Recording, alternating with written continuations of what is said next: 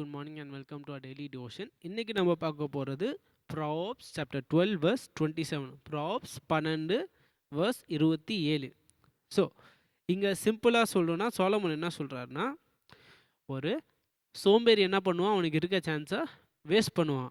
ஆனால் விடாமுயற்சியாக கடின உழைப்போடு இருக்கவன் என்ன பண்ணும், அவனுக்கு வந்து ரிச்சஸ் ஆர் ட்ரெஷர்ஸ் வந்து ஏறிக்கிட்டே இருக்கும்னு சொல்கிறாரு. ஸோ verse 27 ரீட் பண்ணால் 27வது அதிகாரத்தை படித்தா, whoever is slothful will not roast his game, but the diligent man will get precious wealth. Whoever is slothful will not roast his game, but the diligent man will get precious wealth. So இந்த ஒரு force தான் நம்ம focus பண்ணுறதுல நம்மளுக்கே தெரியும். Takeaway, அந்த main takeaway என்னென்னா, சோம்பேறித்தனத்தினால என்ன ஆகும், நம்மளுக்கு ஆப்பர்ச்சுனிட்டிஸ் வேஸ்ட் ஆகும். ஆனால் நம்ம விடாமுயற்சியோட இஃப் யூ கீப் ட்ரையிங் ஸ்டெட்ஃபாஸ்ட்டாக நம்ம ட்ரை பண்ணிக்கிட்டே இருந்தால் நம்மளுக்கு வி வில் கெட் ரிச்சஸ்.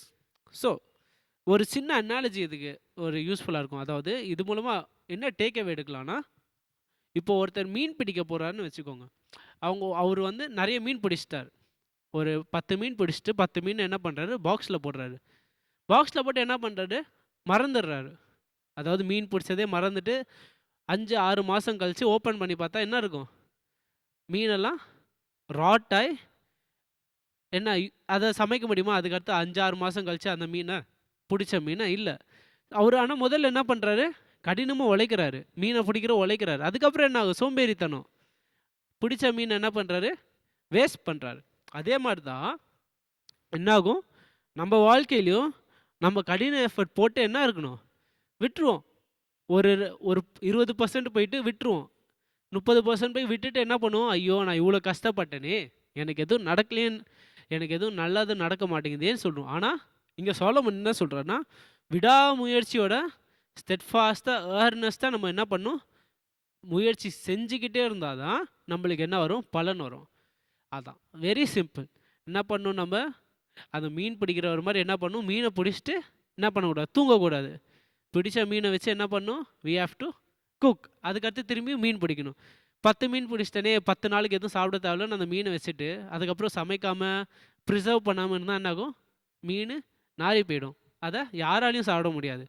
ஆனால் என்ன பண்ணணும், நம்ம விடாமுயற்சியோட ஸ்டெட்ஃபாஸ்ட்டாக கன்சிஸ்டண்ட்டாக வேலை செய்யணும். அதுதான் இங்கே சாலமன் நம்ம சொல்கிறார். அந்த மாதிரி பண்ணால் தான் நம்மளுக்கு என்ன வரும், அந்த டிலிஜென்ஸாக, அந்த டிசிப்ளின்டாக நம்ம கன்சிஸ்டண்ட்டாக இருந்தால் தான் நம்மளுக்கு வந்து ரிசல்ட்ஸ் அண்ட் ரிச்சஸ் வரும்னு சாலமன் சொல்கிறார். So so that is the main thing. இது வந்து நம்மளுக்கு சாலமன் சொல்ல வர்றார். ஸோ ஃபைனலாக அப்ளிகேஷன் என்னது, நம்ம வாழ்க்கையில் வந்து நம்ம வந்து எப்படி இருக்கணும், விடாமுயற்சியோட நம்ம கோல்ஸை, நம்ம வேலைகளை, நம்ம முயற்சியில் எப்படி இருக்கணும், கன்சிஸ்டண்ட்டாக இருக்கணும். எப்படி இருக்கக்கூடாது, சோம்பேறியாக என்ன பண்ணணும், 20%, 30%, 40% நான் பண்ணிட்டேன், அவ்வளோதான் இது போதும்னு என்ன பண்ணக்கூடாது. We should not take a back seat.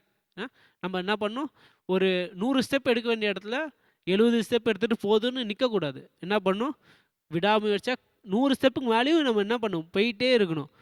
ஆண்டவர்கிட்ட பலனை கேட்டு, ஆண்டவர்கிட்ட ஞானத்தை கேட்டு, ஆண்டவர்கிட்ட கிருபையை கேட்டு நம்ம என்ன பண்ணணும், எவ்வளோ முடியுமோ அவ்வளோ போயிட்டே இருக்கணும், நம்ம நிற்காம. ஸோ அதுதான் நம்மளுக்கு இங்கே சாலமன் சொல்ல வர்றார். So that is what I want to take away. Thank you.